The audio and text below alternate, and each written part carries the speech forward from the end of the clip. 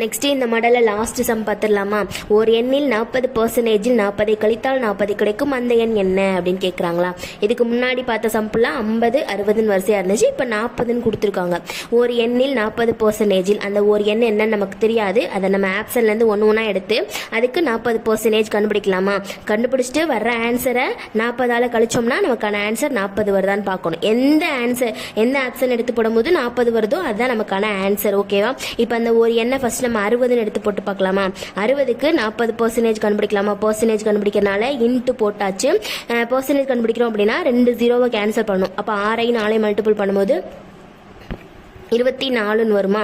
24 60க்கு 40% கண்டுபிடிச்சோம்னா 24. அந்த 24ல் 40 கழிக்கணுமா?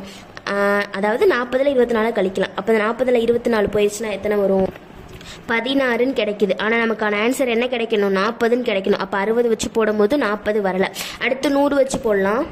100 வச்சு போட்டாலும் நமக்கான ஆன்சர் 40 கிடைக்கல. அப்போ 200 வச்சு போடலாம். இப்போ 200 அந்த ஒரு எண்ணெய் 200ன்னு வச்சு 100 வச்சு நீங்கள் போட்டு பாருங்கள். 200ன்னு வச்சுக்கிறோம் ஒரு எண்ணெய். இப்போ அதுக்கு 200க்கு 40% கண்டுபிடிக்கிறோம். 40% கண்டுபிடிக்கிறனால இன்ட்டு போட்டோம் 40%.